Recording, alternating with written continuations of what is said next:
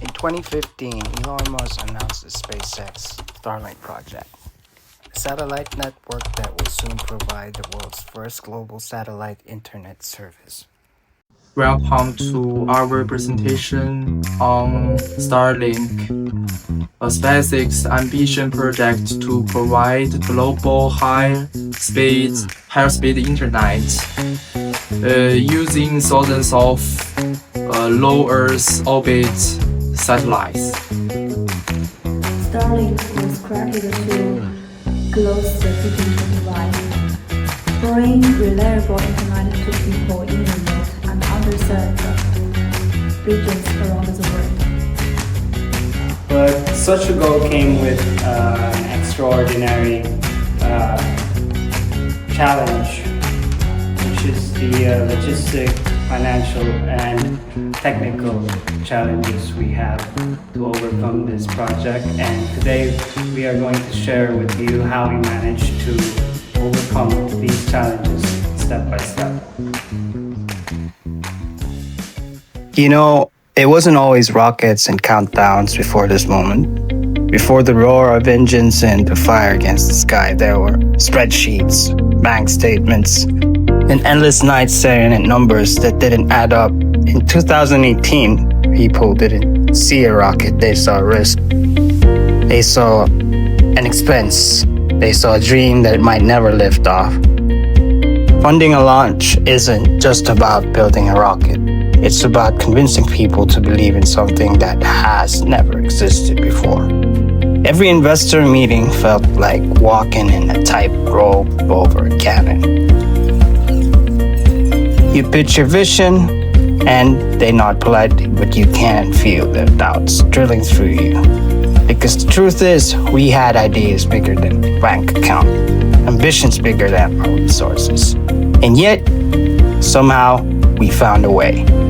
Some days, it was scraping together savings.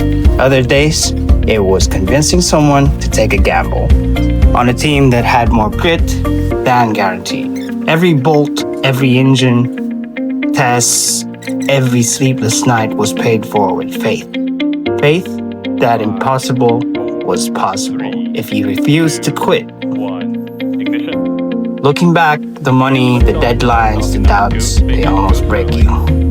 But that pressure, that tension, it forges the fire stronger than any rocket fuel. And now I'm standing here, watching this beast of steel and fire rise.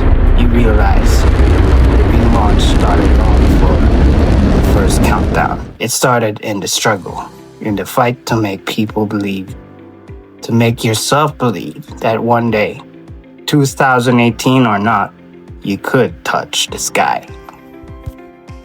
From the start, starting to face the massive financial obstacle, launching and maintaining sort of satellites was a project to cost over 10 billion euros. That's right. All the investors think that it was too expensive and too much risk, with no guarantee of return. As CFO, I had to find a way to fund it sustainably. Instead of waiting for outside funding, we learned us based on resource. Each Falcon 9 rocket could deploy up to 60 satellites, drastically producing cost per launch. At the earliest stage of the project, we launched the Starlink beta program. This allowed users to pre-order user kits, and this helped a lot. The revenue of this helped a lot in funding the production and future launches.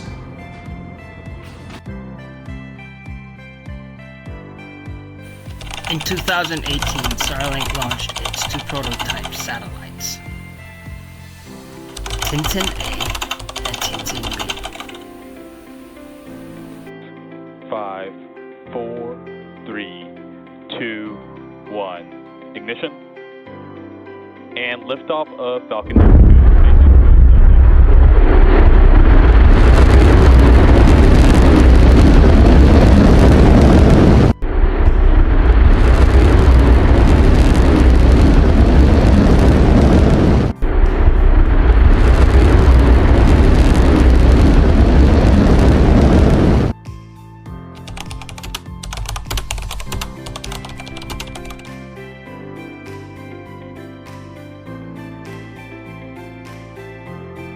engineering was another mountain to climb.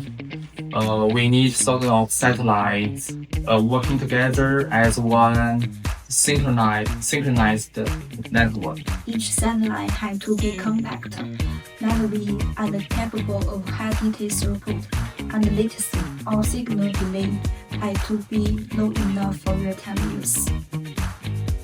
That's why we place satellites in low Earth orbit, only 550 kilometers above the surface.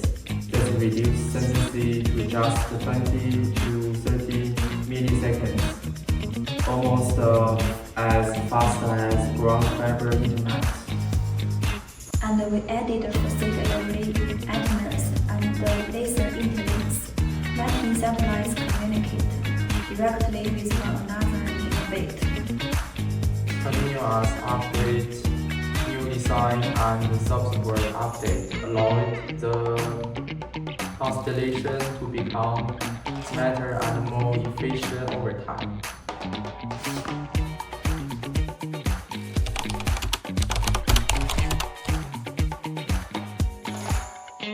So many satellites orbiting Earth, concern about space debris and light pollution quickly surfaced. We took those concerns seriously. Each satellite is equipped with autonomous collision, avoidance technology, and design to burn up safely upon re-entry at the end of its service life. We also modified the satellite's coating to make it darker and less reflective so that it reduces its visibility to astronomers when they're looking at stars, and this will reduce the effect of astronomers being disturbed when they're observing stars. By listening to scientists and environmental experts, Starlink became a model for responsible satellite management. Global internet service means dealing with dozens of government and strict regulatory environment. Exactly. Every country has a different communication law, frequency, and licensing requirements. Navigating that was a massive challenge for us. We presented Starlink not just as a commercial service, but as an opportunity improving education, emergency response, and economic growth in remote regions. The approach worked. By 2034, Starlink had spread operating rights in over 70 countries, building partnership and trust worldwide.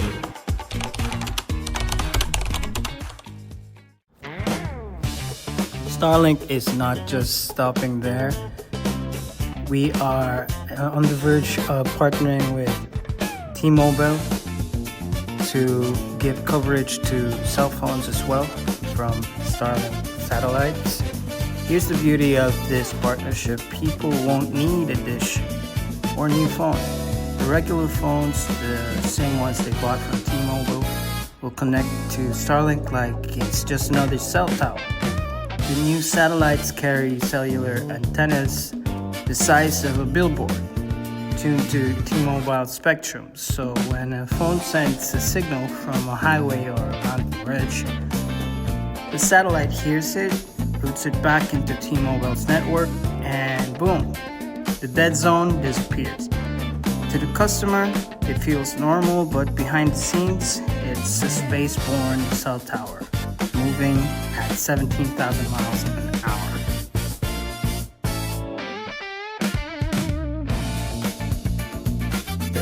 Starlink connecting the world one satellite at a time.